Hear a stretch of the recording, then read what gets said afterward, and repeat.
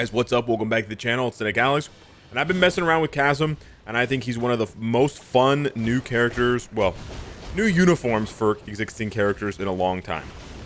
We got guard broken there, and guard break is the thing that I want to highlight first out of his build, because that's honestly the part that frustrates me the most, but that's really his only weakness.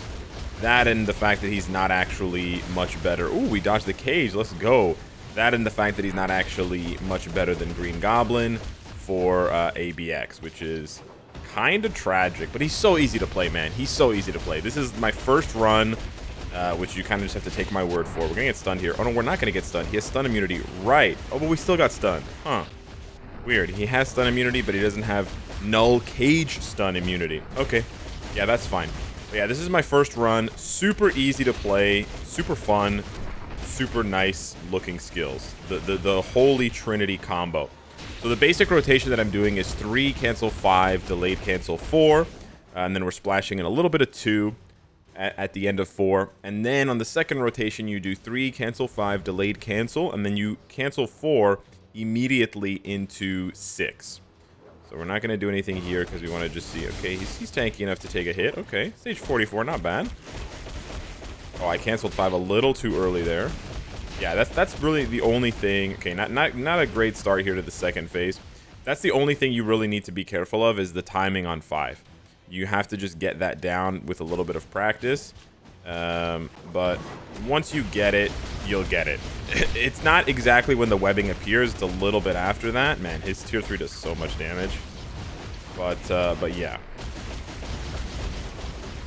Now, the only issue, yeah, he's still going to get guard broken, which is unfortunate.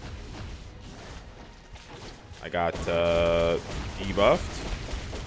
I'm just trying to push through here. Unfortunately, I got debuffed, yeah. So that's really the only downside to CHASM, is that he gets debuffed because he doesn't have immunity on one skill, and then he gets guard broken because he doesn't have invincibility on another skill. So you can sort of see how this plays out. His invincibility on 5 is just very low, sorry, short. It's like 2 seconds.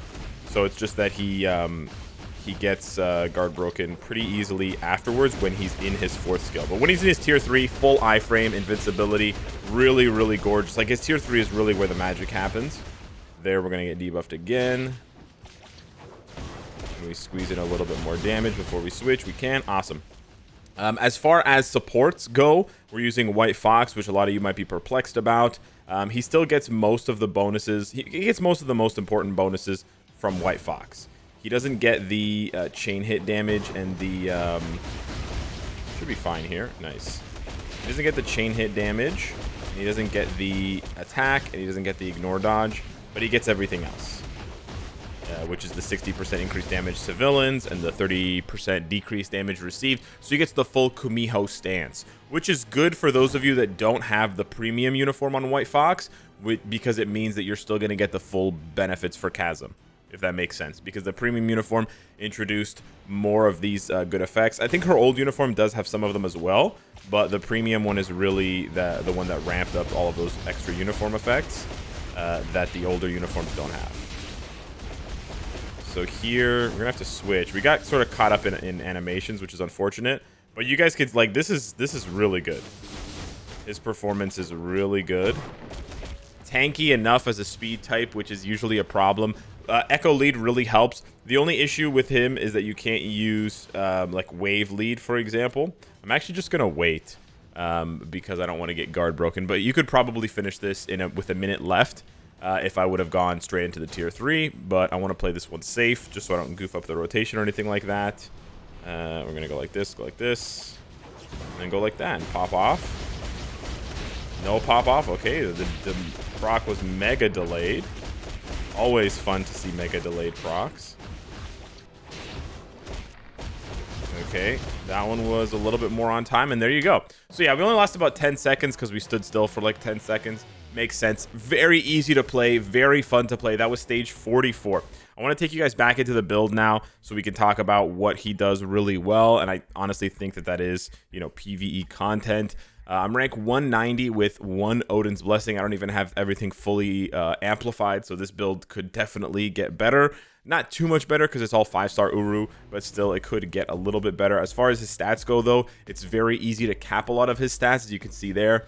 Although I only have 3 stats capped. I actually don't have skill cooldown capped, annoyingly, because he gets a lot of stats from his passives. So he gets those stats there. He has the basic attack there. Maybe not from the passives. Where does he get stats? Yeah, he gets, actually he doesn't. He just gets chain hit, ignore, dodge, and damage received. Anyways, I thought he got crit damage. It's fine. It's okay.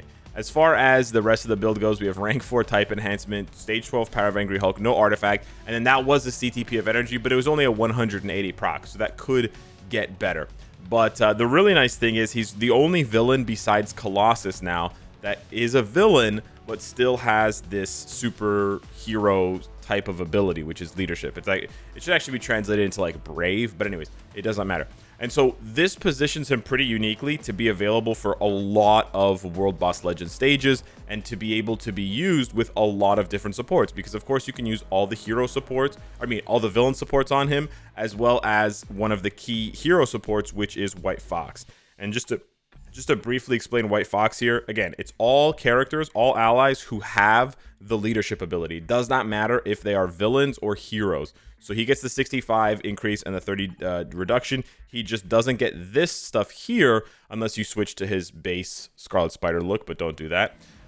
He only doesn't get this stuff here because he's not a hero ally. He's a villain ally. So he doesn't get the attack, he doesn't get the 10% chain hit, and he doesn't get the 30% ignore dodge, but honestly, I think that's fine. Now, for those of you wondering how to mitigate the guard break, because as you can see here on his 5th skill, he has 3 seconds of invincibility, which is really not long enough because his 4th skill, agonized attack, is a really long animation. The only thing you can do for that is either, be careful with your positioning, like try to position yourself behind bosses and things like that or whatever. It's not the best alternative. Or you can give him something like a Mighty Destruction. A Mighty Destruction would work really well with him. I wouldn't give him a regular Destruction. We talk about this in videos, but basically a regular Destruction is not really a CTP. It's not really like it is a CTP, but not really. Like it just doesn't do enough, right? It's just a damage proc, crit damage, guard break, obelisk. But the Mighty will have the strike proc, and the strike proc is really good because it increases damage to bosses, and it also gives you 100% ignore dodge for the time being. And actually, he doesn't have any ignore dodge, or he only has, no, he does. He has 30% natively on his 20%. 15%. We keep going down. He has 15% natively on his kit, which is not that much. So if you're not pairing him up with Echo, who gives him another 20%, then having that strike proc would be good. But that's only if you get guard broken a lot. I don't know if you get guard broken a lot. You sort of have to play it out. But to quickly illustrate what I was saying about stages, if we go and we take Null or Mephisto, for example, being a speed type is obviously a huge advantage. He can do stage 14 up to stage 14. He can do up to 19 as well because he's male. He isn't going to be able to do 20 to 24 as CHASM because he's not a superhero. He's a villain. But then if you fast forward up to 35, he can do 35 to 39 because he has leadership. Then he can do 40 to 44 because he's a villain, which is so clutch. And then if you fast forward to 50, he can, oh, actually he can't do 50 because he's not a hero. But he's available. He can do, if you have the damage for it, he can do 55 to 59. He's just available for a lot of different stages, and Null is sort of the same thing, where you have him available for the villain stages, and then you also have him available for the agility stages because he has that passive. And then yeah, you kind of get screwed over there, but you sort of get the point. What I'm trying to say, he gets to double dip being a villain and a hero for a lot of these requirements. So we're actually going to try him out here. I wanted to showcase this one. We're going to go to Null 44. All right, with no fire resist strikers and no damage reduction strikers, I want to see, and I do believe that CHASM can tank all of the hits from Mephisto here on 44 with literally just his own defenses, because Taskmaster's not providing any damage reduction versus villains, and neither is Gamora. So let's see how he does here. Yeah, we're seeing the damage in the 1.2 to 1.6 million range. We procced a little early, but that's okay. The only issue is the only other issue is that his tier 3 has so many hits at the end that you can technically proc your next rotation a little early. But there we go, we're in the next phase. It doesn't matter when you do so much damage, baby. No, his skills have such short cooldown that you can actually, during the tier 3 skill, you can just go into your next rotation normally. So let's see him pop off here with a tier 3. Oh, that was a lot of damage. Okay. Gorgeous, bro. Gorgeous. We're going to use the co-op skill just to protect ourselves a little bit. But yeah, he heals up. He heals up quite nicely. Okay, I'm not going to lie. It's a tiny bit sketchy. It's a tiny bit sketchy. I would prefer him to be a little bit tankier. So I would probably use a couple of ignore dodge of fire resist strikers. We're gonna switch there because we know he was going into this phase right away, like right after, and I don't want to linger in the tier 3 and then die. But yeah, 44 making 44 look this easy with characters that are not new. Like it's not like he has new buffs, new supports. These are all characters that have been out for a year plus. This is quite nice. Very nice, dude. Very nice. Okay, we got interrupted, unfortunately. But we co-opt. That's pretty good. Not going to pop the tier 3. I canceled the 5 too early, so I made a mistake there. So much damage, though. So much damage, bro. 2 minutes. 2 minutes. Such a good speed type, bro. Such a good speed type. All right, there we go. If you goof up, right? If you make the other nice thing is if you make a mistake with his rotation, let's say you do 5 before 3, that's okay. Just go ahead and do it with the next rotation. And because he moves around, you actually get to dodge a lot of these other attacks just by design. But this is actually the part that cements his value the most for me. He is stun immune. Like the old Spider-Man. He is stun immune, which means that Mephisto cannot stun lock you. Look at this. Stun immune, stun immune. I don't have to be afraid of this phase of the fight. Like I can still take damage and die, but he cannot stun me to death. Look at this. I can run right here. Boom. Stun immune. And I can just keep going. This is so important for players that struggle with this part of the fight. I cannot highlight that enough. Like, yeah, we make it look easy because we practice these things, but it can be really frustrating in the moment when you're trying to play, especially if you don't have a lot of time to play, and he just keeps stun locking you. But I can literally just stand here, and I'm immune. Oh, nope. Nice try. Try again. Oh, nice try. Nope. And I can reposition, and then I can just go into my next rotation, and then he's dead. We could have done that faster. I was obviously toying around with him at the end there to show you guys the stun immunity, but that clear was so easy. And I remember last year doing that clear with Electro, and it was easy in a way, but it wasn't this easy. It definitely was not this easy. And Electro has a self-buffing leadership, so you can use 2 supports with Electro. You can use Mystique and Taskmaster. So the fact that CHASM, because he has his own support, I mean, this is still technically a double support, right? Because he has this support here. But because he's supporting himself, you still have room for a lead and a support, and it's still technically a dual support. And then if we ever get like Black Cat tier 3, he's going to go absolutely insane because he'll be a triple support.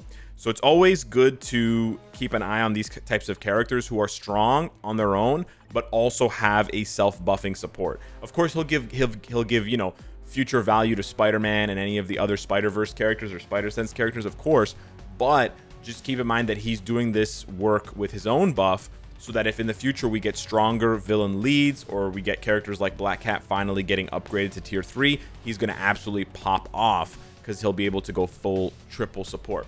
So I'm really happy with this character. I think they did a really good job. I wish he was better for ABX, to be honest with you. Like, I wish he was just obviously better than Green Goblin, or I wish they'd given Green Goblin a tier 3. One way or the other, but that part kind of annoys me. But otherwise, I think this is a slam dunk design and a slam dunk as far as the build goes. You know, he's not too overpowered, but he's just right there.